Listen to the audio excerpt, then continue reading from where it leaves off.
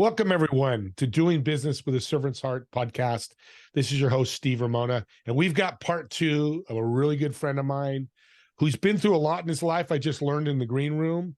But you know, the nice thing about obstacles, and that's hard to say because the obstacles aren't nice, is what you learn from them. He's learned from them to be super successful and still growing and helping others and serving others. Joey, welcome to part two. Oh, it's great to be here with you. Any conversation with you is always a pleasure. Oh, this is going to be great. You have a lot of energy. You've been told that. I've told you that. What is the driver for this positive energy? You know what I think it is really is I think I've known the opposite and I've lived the opposite. I've lived in lack and I've lived in feeling like I'm not enough, and I've lived in fake happiness and things like that. And today I get to live how I get to live. I get to live with happiness. I get to live with joy. I get to live knowing that my life matters in other people's lives, and then I'm having an impact with what I'm doing. And yeah, I believe that's what it is. And can you help others more with the experiences you've been through? Oh yeah. Like everything I do today, Steve, honestly, I feel like I was the guinea pig. I mean, we all go through a lot. It's part of the human condition. And I understand that, and I'm no worse or anybody else and stuff, but life's lessons, is a book I wrote, but life's lessons is all about, instead of having the judgment on things happening, is I started looking at things going, okay, if I really want to believe, if there's an ounce of me that wants to believe that life happens for me and not to me, then why are these things happening? And when I took judgment off of the things that were happening and deeming them as good or bad, right or wrong, fair or unfair, and I just started looking at the facts of what was happening, it was leading me someplace. And as I started understanding those life's lessons, as I started learning from what was happening, is when I really could start growing beyond those things to the life I get to live today. Tell us one of these stories that they're tough stories. They're could have been tragic. Pick one or two that you want to tell that to give the audience some idea what you've been through. Yeah, I grew up in Detroit, Michigan. There were five of us kids, and my mom and dad, and they stayed married till death do them part and everything else. But my entire youth was riddled with my parents working exhaustively and trying to make ends meet and keep a roof over our head and do all those things. And they did a great job. They were great people, but that lack was just so ingrained in me. I remember at 9 years old going to a friend of mine's house and spending the night, and his dad gave us $20, and he goes, "Go up to Dairy Queen, and take your bikes and go up there." And in my family, we had to save up to do something like that. So I spent the weekend over there and had a great time. And I went back home, and it was, I remember, like, I was like 9.5 years old, and I remember noticing the energy difference between the two places. And in my head, I said, "Man, you people," meaning my parents, "you're not living right, and I'm not going to live like you guys." And then I found myself in my 20s living that exact same pathway, to the point, Steve, where if something showed up easy for me, I thought I didn't deserve it or I didn't earn it. And so I would start businesses. I got started in corporate America because I was taught that a man gets a job and supports a family and hopefully lives long enough to enjoy it. So I started that pathway and stuff into that. And I, no matter what I did, I just couldn't get ahead. No matter what I was doing, I was doing programs. I was doing things like The Secret. I was applying everything I could learn. At 22 years old, I became a student of what I do today. And I really, really leaned into it with all my heart. And I never didn't seem to ever get the results I wanted. I was the most positive person that I knew, but I wasn't getting any results, and it was fake. It wasn't authentic. And I thought if I acted it long enough, it would come true, but it didn't. It didn't until years later, like decades later. So that was probably my starting point. And then from there, it just kept growing. I mean, I was sharing with you earlier, in my 20s, we had five babies, five pregnancies rather. And the first two were born at like 24 or 25 weeks, and they'd be on equipment for hours and then pass away. And then my son was born. And then we experienced the two more pregnancies like the first two. And I was just broken. And honestly, at that point, I walked away from God. And in doing so, I went into my 30s running my life on self-will, completely self-will, on doing what I thought was best, on going up here into my mind and strategizing and coming up with the plans and how I was going to do it. And I was working exhaustively and doing all the stuff that I work against today, but massive actions and everything. And it led to me abusing alcohol. It led to me doing things like overeating. It led to doing things like gambling and such. And to the point, I got so deep and pulled into that alcohol that I had to reach out and ask for help. I could not get out of it myself. And man, I'm telling you, if you've ever experienced something like that in your life, that's a scary place to be. Yeah. Yeah. So your village or community, I like to call it village, was a big part of your life, and how? Oh yeah, because later on I realized that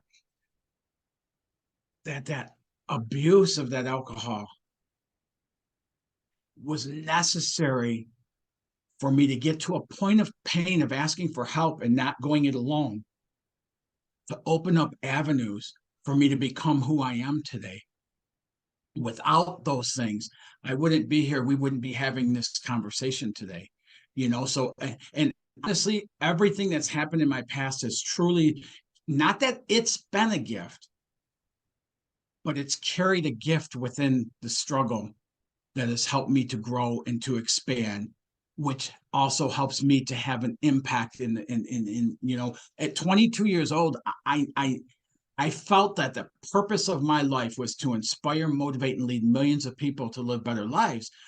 But I was living in struggle and lack, and I didn't know how to do that even myself, let alone help anybody else.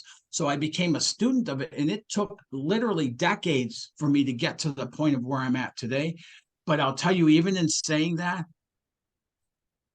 it has been such a miracle ride this lifetime. Yeah, and you can serve people better and help people more because you can shorten that time frame. It's not going to be decades when you work with people and talk to people. What took me decades to learn, people learn in weeks now because of exactly what you said. And I don't ever look back at those things and go, oh, wasn't it shorter for me, or why it was the gift, the blessing that came from it was so huge. It's almost like I'm grateful for that struggle that was there. When was the turning point where you became a true servant?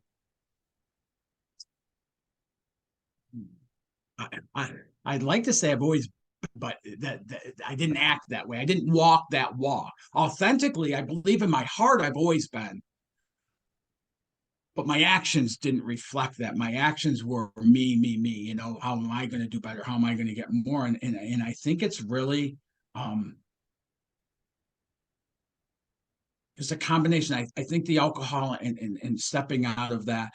But then there was another instance after that where I was riding motorcycles with a friend of mine. And we went all through Colorado, going into Utah, and we rode too late one night. And I knew we were late, but I kept having this driving force that was, I call it my intuition.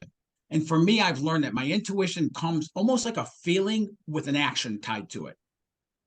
And so we're riding and we're out later than we should have been. I had 5 different signs where my intuition, I could just hear it going, stop, pull over, stop, pull over. And I was bent on making it to Moab that night. And so I just kept pushing and pushing. And at one point, I had things happen, like we're riding, I'm doing 70 miles an hour. It's already starting, the sun's starting to set and stuff. And I got the cruise set at 70 miles an hour, no helmet on, thin jacket, thin jeans, and just cooking along with the radio blaring.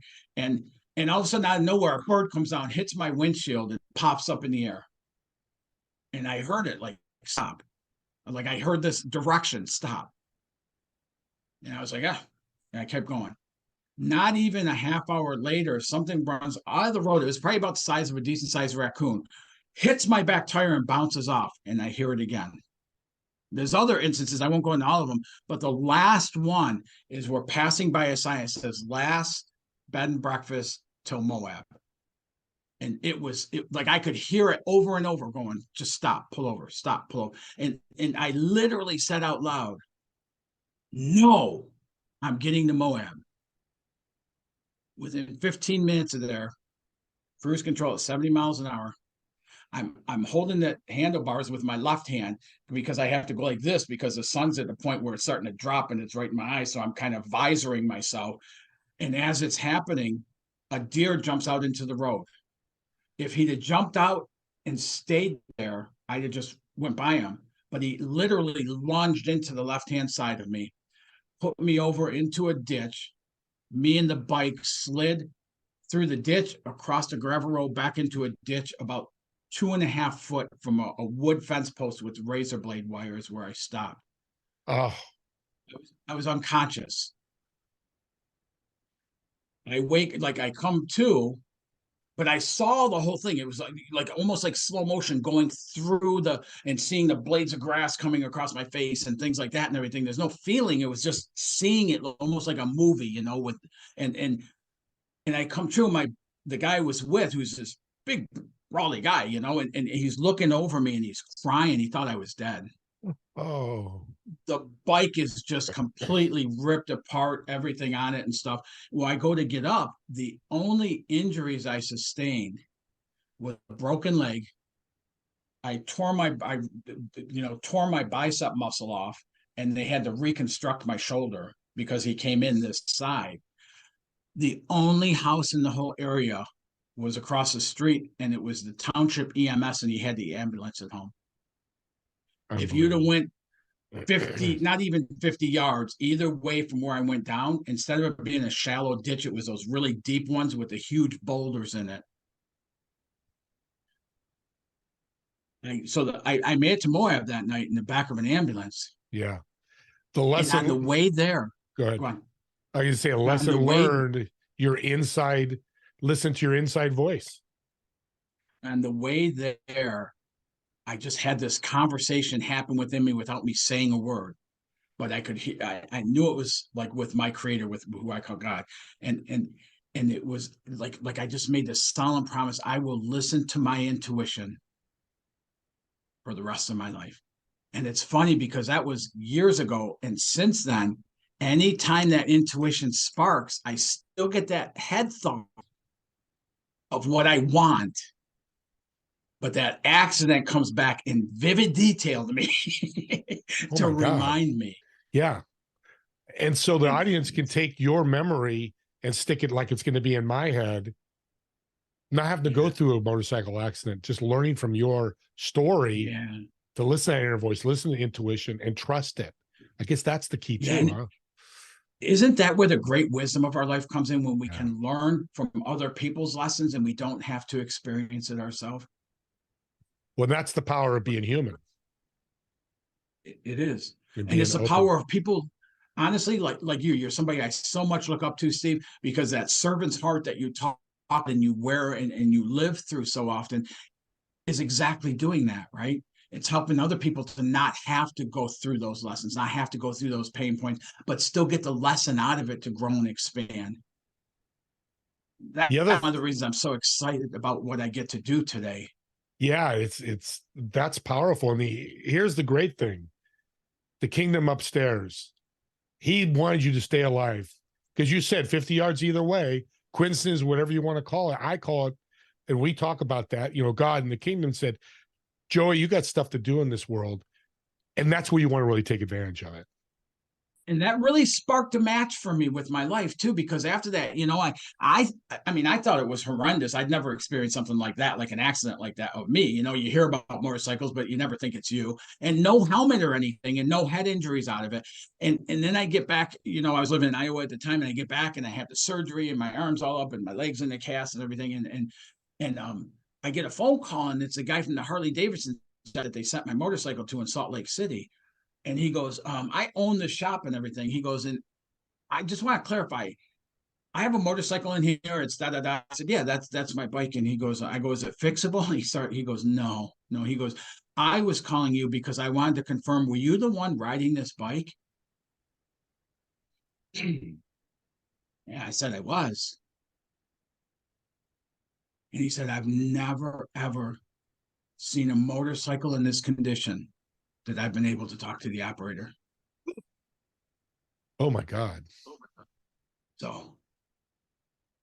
Well, there you go. That's the true keeping you around, not a coincidence. Yeah. When it comes to And at people, that point, go ahead. I'm sorry, I was just gonna say at that point, after that happened, even more so is I started what you call the servant's heart. I started putting aside what my desires, what I thought my needs were, what my wants were, what about mine, and all of that, and started looking into, man, if I'm here to serve, show me how, show me where, show me with who.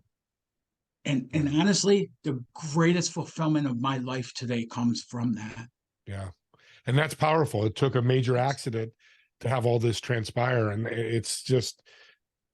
that's how the world is if you let it happen that way. You've done, you had these obstacles, you've recovered from them, especially this motorcycle accident. What's one of your biggest disappointments so far?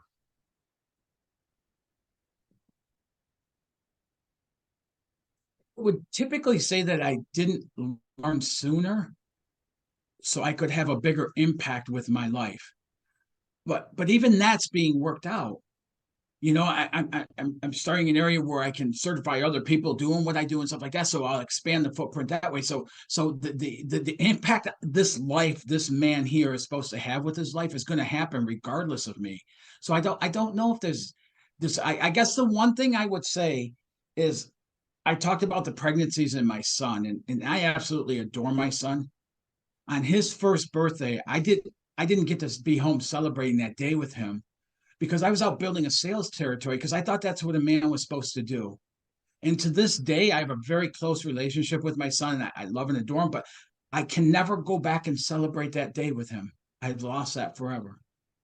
And I think that's one of the things when people talk to me about like my energy and my passion towards what I do, I think that's part of it is I know I carry that every day with me of what I missed because of my conditioning and my programming and my beliefs and all that stuff. Yeah. And so anybody I can help not to miss that, I would love to. Anybody I can help.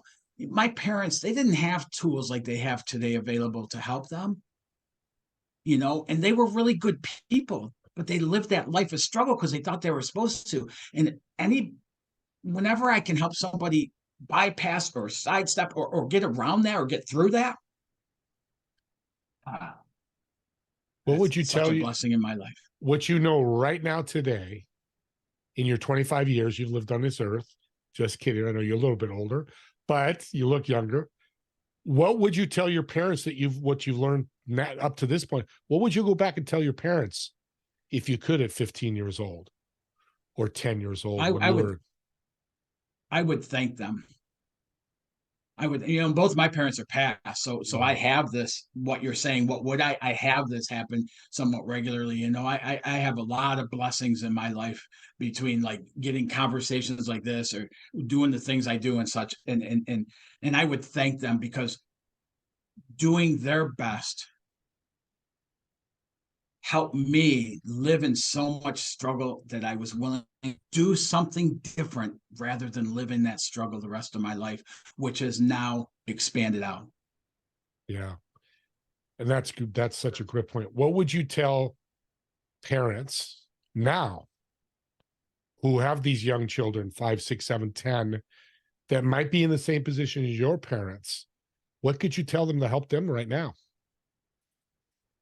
I would lean into them and say, struggle is a conditioned belief.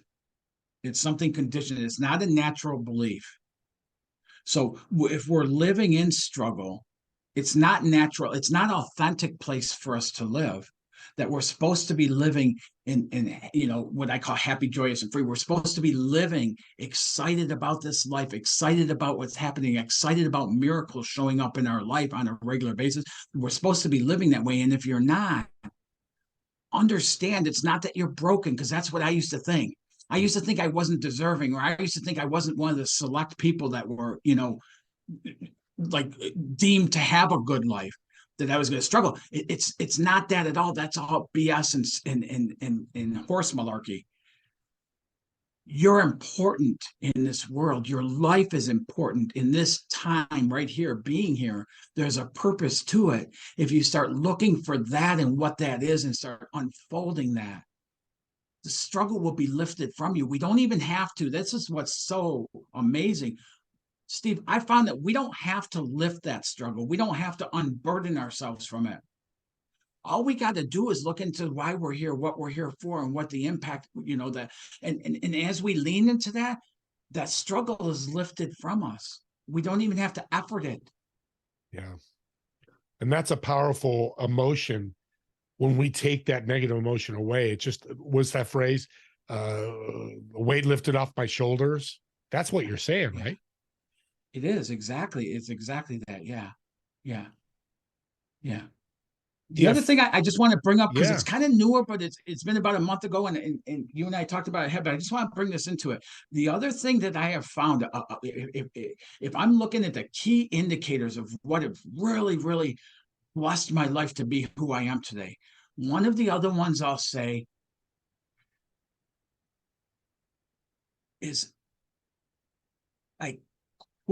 I gave up the struggle in trying to say I found a God, a higher power, something bigger than me existing in this world.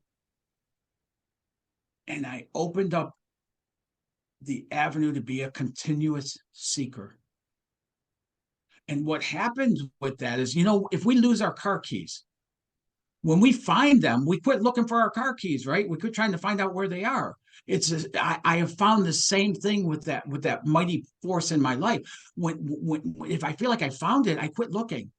And when I quit looking, I stunt my growth. I stunt my capabilities. I stunt my potentials and opportunities. I stunt all of it. But if I stay in that seeking mode, if I stay in that mode where I know, I call it God. I know who God was yesterday. I don't know who he is and how he's going to show up today. But if I'm seeking that, I get to see that and continue to grow and expand. And all of a sudden, I was telling you, my business starts growing almost out of the blue. It's like coincidences happen more regularly to bring about things in my life that I consider to be blessings. Yeah. It's seeking is, and that's God, business. Seeking is action, not talking all the time about it, but taking it, seeking it, not just reading your Bible or saying, hey, I'm going to do this dream job. Go get it, is what you're saying.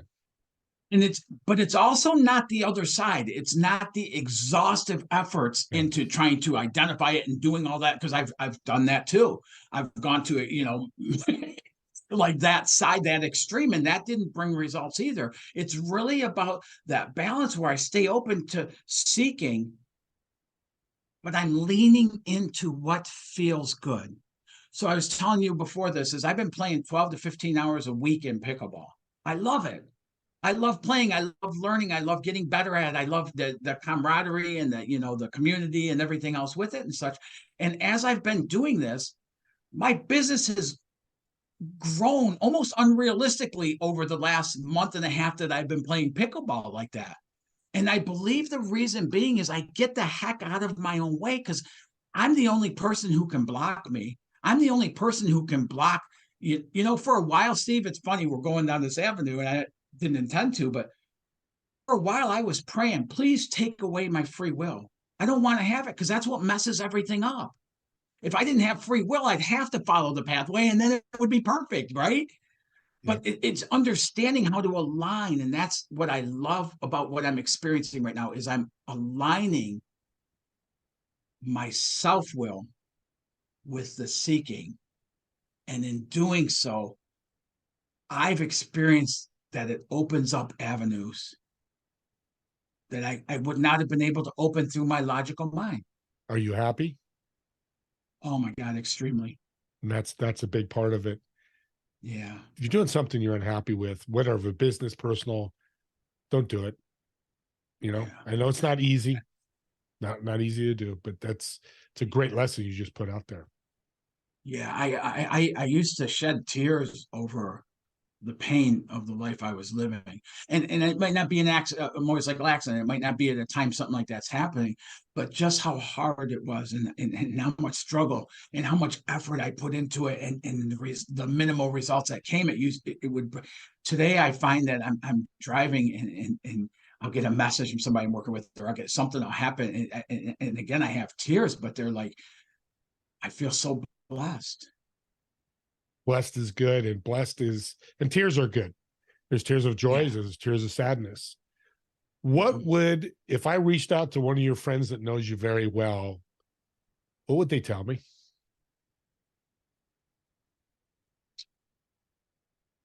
I think the first thing they would say is I am who I am. I'm authentic to who I am. Um, most like people call me positive, things like that. They talk about my energy and stuff like that. But I think that's the one is I am who I am. This is That's me. that's so great, because here's the thing: self-awareness is important. I talked to a lady that wrote a book about called Brag. There's a proper way to brag, and there's an improper way to brag. And I love that question, because it makes you self-aware, but also self-reflective of how you are and how you're portraying yourself out there, which is very important, which is what comes to the servant heart, Yeah. right? The more you serve, that's if you're authentic about the serving, that's the key. No, and you're absolutely right. And part of the thing is like today I feel pride about who I am. Today I'm proud of my part in the successes I've experienced. And that's part of the thing with the servant's heart too, because if I can't recognize that inside of me, how am I going to help anybody else to do that? Yeah. So it's really owning that part of ourselves that's like, man, regardless of what we've been through or what life's looked like, but where we are right now, like we've had a part in that and maybe it's just allowing, maybe it's getting into alignment, things like that, but we have a part. There's self-worth and goodness in who we are right now. And part of the thing I had to get away from is because I grew up hearing things like the squeaky wheel gets the grease, right?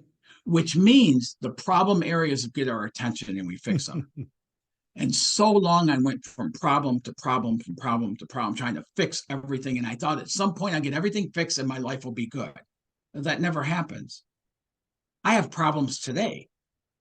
What I've learned to do is the squeaky wheels of my life today are my blessings, my gratitudes. That's what I put my attention to.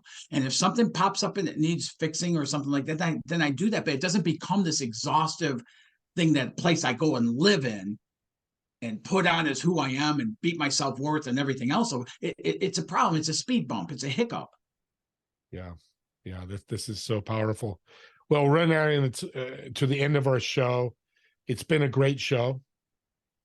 I've learned a lot about you. I've learned a lot about serving and sharing and helping and being authentic. And I want to thank you for being on the show. Oh, I'm so grateful to get to be here with you, Stephen, and talking to you. It's a blessing. It's a gift. I love it. I thought we were going to go for 3.5 hours, though. No, Not today, but I think we're going to have to next time. I'm just kidding you, buddy. Yeah. Thank you for listening and watching this podcast with Joey Trollshagen. You're going to learn about how he impacted people. He lived with happiness. Some of those incredible stories, especially the motorcycle accident he had, and how he learned from that, how your mindset and using your mind is so important for your life. And of course, his incredible stories that he's told. Joey's really opened his heart to us on this show, and we really appreciate that. I hope you learned something, and I hope I see you at the next show. Thank you.